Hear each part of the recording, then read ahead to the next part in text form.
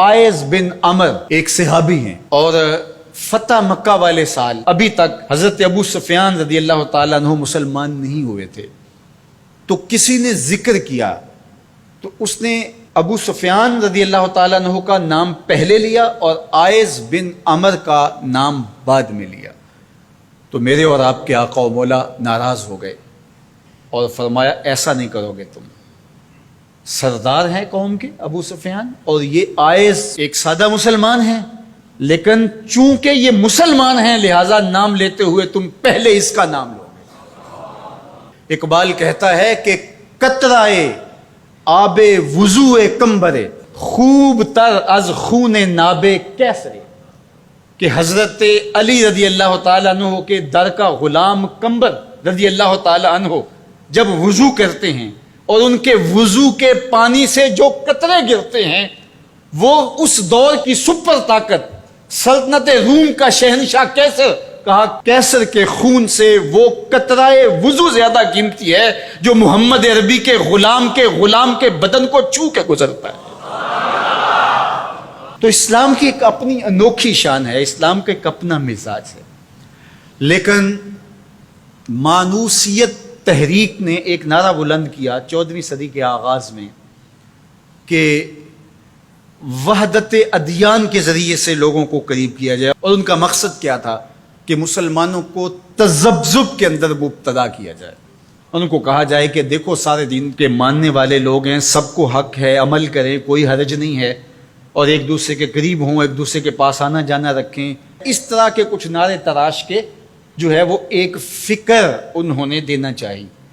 اور یہ فکر 14ویں صدی کے آغاز میں ہی نہیں تھی بلکہ 14 صدیاں قبل کفار مکہ نے بھی حضور کی بارگاہ میں حاضر ہو کے کہا کہ 1 سال ہمارے بتوں کی آپ عبادت کر لیا کریں اور 1 سال آپ کے معبود کی ہم عبادت کر لیا کریں گے. اس کا فائدہ یہ ہوگا کہ اگر آپ کا دین سچا ہوا تو ہمیں فائدہ ہو جائے گا، ہماری آخرت اچھی ہو جائے گی، اور اگر ہمارا دین سچا ہوا تو آپ کا کام بن جائے گا. باہمی مناقشت، لڑائیاں، الجھاؤ یہ بھی نہیں ہوگا، دونوں کا فائدہ ہو جائے گا. جب انہوں نے یہ پیشکش حضور سے کی تو حضور کے سینہ اطہر پہ سورہ الکافرون کا نزول ہوا.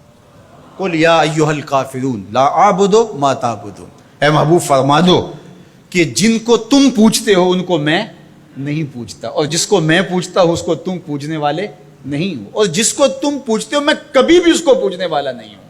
لکم دینکم ولی دین، تمہارا دین تمہارے ساتھ، میرا دین میرے ساتھ. تو یہ ایک الگ تشخص ہے میرے اور آپ کے آقا و مولا کے سینے پہ اتاری گئی صورت کے ذریعے سے جو واضح کیا گیا. ہر دور کے اندر ایسا ہوا، لیکن میں نے عرض کیا کہ 14ویں صدی کے اندر خاص طور پہ اس کا ڈور ڈالا گیا، اور اس وقت سے یہ تحریکیں چل رہی ہیں. اور بڑے بڑے نام ہیں، ان میں سے کچھ نام آپ بھی جانتے ہیں جو نادیدہ یا دیدہ طور پہ اس فلسفے کے زیر اثر آئے اور انہوں نے یہ تبلیغ شروع کر دی جو اسلام کی بنیادی فکر کے منافی ہے. گزشتہ دنوں پاکستان کی قومی اسمبلی کے اندر ایک مندر کی تعمیر کے حوالے سے جب بات چلی تو ایک صاحب نے کہا کہ کسی دین پر کوئی برتری حاصل نہیں ہے، کہ میں مغرب میں ایک گرجا گھر میں نماز پڑھی ہے اور انہوں نے مجھے اجازت دی ہے. وہ تو چرچ فروخت کر دیتے ہیں، تو آپ مسجد فروخت کر دیں گے؟ وہ اپنا دین ترک کر چکے ہیں، وہ تو ان کی خواہشات کا مجموعہ ہے، تحریف راہ پا چکی ہے، اور انہوں نے ان خواہشات کے نتیجے میں جو مل بیٹھ کے فیصلہ کر لے اس میں وہ اپنی عبادت گاہ کو بیچ دیتے ہیں. تو کیا ہم اپنی عبادت گاہ کو بیچ سکتے ہیں؟ ہم کہتے ہیں جی وہ دیتے ہیں تو ہم بھی دے دیں. یہ کیا بات ہوئی؟ اگر آپ نے ان کی رواداری دیکھی ہے تو ذرا اس کو اپنے سیاسی کلچر کا حصہ بنائیے، تھوڑی سی وسیع و ظرفی کا اظہار کیجئے. مسلم لیگ کے دفتر جو ہیں وہ تحریک انصاف کے لیے کھول دیجئے کہ آپ یہاں اجلاس کر سکتے ہیں، اور تحریک انصاف سے کہیے گا کہ وہ پیپلز پارٹی کے لیے، ان کو کہیے گا کہ آپ نون لیگ کے لیے اپنے دفتر کھول دیجئے. وحدت ادیان تو بعد میں ہوگی، وحدت سیاست تو ہو لے پہلے. تم سارے مسلمان ہو، ایک ملک کے رہنے والے ہو، تو پتہ چلے جی یہ بڑے وسیع و ظرف ہیں. وہاں تم اپنے لیڈر کے لیے مر جاتے ہو، اور اسلام کوئی یتیم مذہب ہے؟ یہ محمد عربی کا لایا ہوا دین ہے. تم اپنے سیاسی مفادات پہ کوئی کمپرومائز نہیں کرتے ہو. یہ کیا تمہارا فلسفہ کہ انہوں نے اپنے چرچ میں اجازت دے دی تو ہم بھی دیں گے؟ میاں ان کی غیرت اجازت دیتی ہے، ان کا دین جو خود ساختہ ہے، اور حضرت عیسیٰ کو چھوڑ کے جو انہوں نے اختیار کیا ہے ان کی تربیت ان کے نفس نے کی ہے، اور ہماری مسجد کے حوالے سے تربیت محمد عربی نے کی ہے۔ ہمیں تو یہ بتایا گیا سامان مسجد نہ برائے سوختن نہ برائے فروختن، مسجد تو مسجد رہی، مسجد کے اندر جو ٹوٹی ہوئی چٹائی ہے آپ اس کو بھی نہیں بیچ سکتے۔ باقی وہ آپ کے لیے یا دو چرچ کھول رہے ہیں اور کہیں کہ وہاں نماز پڑھیں اور آئیں، وہاں میں آپ کو اجازت دیتے ہیں۔ میں آپ کو ایک پیشکش کرتا ہوں کہ انہیں کہیں کہ تم بڑے وسیع ظرف ہو مگر بہت کشادہ ذہن ہے، تو ہمیں مسجد کرتبہ میں نماز پڑھنے دیں۔ مسجد کرتبہ میں جو مسلمانوں کی بنائی ہوئی ہے، 10 مربع کلومیٹر پر پھیلی ہوئی وہ مسجد، اس کے باغات، اس کے احاطے، اس کے متعلقات اگر شامل کریں، حمام شامل کریں تو 10 مربع کلومیٹر پر وہ مسجد تھی، اور 1400 ستونوں پر پھیلی ہوئی مسجد کا حال۔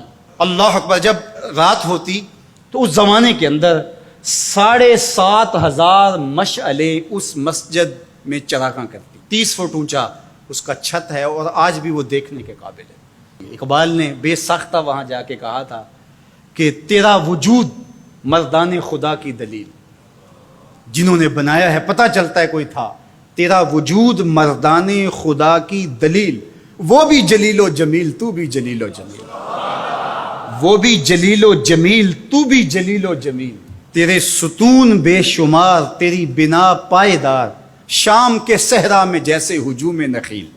تو وہ مسلمانوں نے بنائی ہوئی، 800 سال مسلمانوں نے اندلس میں حکمرانی کی، اب وہ مسجد مسلمانوں کی تعمیر کردہ وہاں موجود ہے اور گرجا گھر میں تبدیل کر دی گئی ہے۔ 2008 میں مقامی مسلمانوں نے پوپ کو درخواست دی کہ جس رواداری کی، مذہبی رواداری کی آپ بات کرتے ہیں، اس رواداری کو قائم کرنے کے لیے ایسا کیا جائے کہ ہمیں بھی اس مسجد میں نماز پڑھنے کی اجازت دی جائے۔ یہاں گرجا گھر ہے، تصویریں لگی ہوئی ہیں، اور وہ آ کے عبادت کرتے ہیں عیسائی، تو ہم بھی ایک گوشے میں عبادت کر لیا کریں۔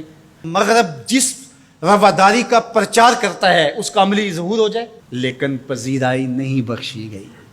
کہاں گئے وسیع و ظرف؟ تم کہتے ہو نا گرجوں میں نماز پڑھنے دیتے ہیں، تو وہاں 2 رکعت پڑھ کے دیکھا۔ 2011 میں اللہ نے توفیق دی تو مجھے شوق تھا کہ میں مسجد کرتبہ دیکھوں، بچپن سے پڑھتے آئے، مسجد کرتبہ کی یادیں خیالوں میں نقش تھیں۔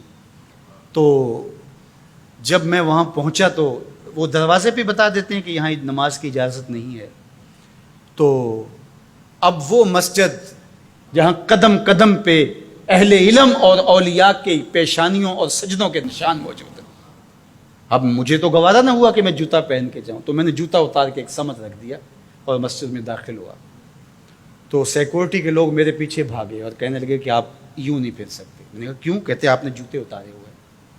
تو وہاں تمام مذاہب کے لوگ آتے ہیں، آپ جانتے ہیں کہ ان کے لباس بھی مختصر ہوتے ہیں، تو میں نے کہا انہوں نے تو لباس بھی نہیں پہنے ہوئے، تو مجھے اس کی اجازت دیتے کہ میں جوتا اتار دوں، انہوں نے لباس اتارے ہوئے۔ تو وہ کہنے لگے جی نہیں۔ میں نے کہا مجھے بات سمجھاؤ کس طرح۔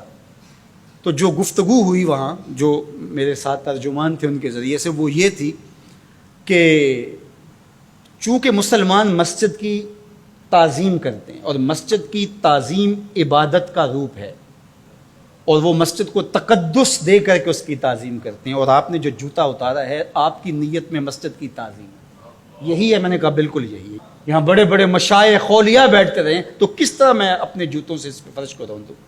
تو انہوں نے کہا جی ہم اجازت نہیں دے سکتے۔ تو ان سے بہت کہا، لیکن وہ کہنے لگے یہ ہو ہی نہیں سکتا۔ تو ہم ساری مسجد نہیں دیکھ سکے اور واپس آ گئے، اور 2014 میں پھر دوبارہ جانا ہوا، پھر یہی میرے ساتھ مسئلہ ہوا۔ تم کہتے ہو بڑے وسیع ظرف ہے، میں اپنا تجربہ بتا رہا ہوں۔ تم کہتے ہو چرچ میں نماز پڑھنے دیتے ہیں اور وہ جوتے اتار کے نہیں جانے دیتے۔ او میاں وہ تمہارے لیے ایک کھلونا رکھا ہے، تمہیں بہلانے کے لیے، تمہیں ورغلانے کے لیے وہ رکھا ہوا ہے۔ انہیں پتہ ہے اس سے بہل جائیں گے، اور وہ بھی شور جا کے کریں گے کہ ہماری مسجدوں میں بھی ایسا ہونا چاہیے، ہم بھی وسیع و ظرف ہوں۔ وہ تمہیں دھوکہ اور فراڈ دینے کے لیے کیا ہے۔ اقبال نے کہا تھا اندروں تاریخ تر از چنگیز، یہ بظاہر میٹھے میٹھے لگتے ہیں لیکن ان کا اندر چنگیز سے بھی زیادہ تاریخ ہے۔ تو جو گرجے فروخت کر دیتے ہیں، آج آیا صوفیہ کہ ان کو کیوں تکلیف ہو گئی؟ اور وہ سلطان محمد الفاتح نے خریدی ہوئی ہے، اور آج آیا صوفیہ سجدوں سے آباد ہو رہی ہے۔ آج وہ مسجد اذانوں سے پرنور ہو رہی ہے اور ماحول کے اندر وہ عجیب خوشیاں پھیل رہی ہیں۔ تو تکلیف اسلام سے ہے، وہ چاہتے ہیں کہ یہ تذبذب میں مبتلا ڈھیلے ڈھیلے مسلمان رہیں، خیر سے رہیں، ان سے کیا ہماری پریشانی ہے؟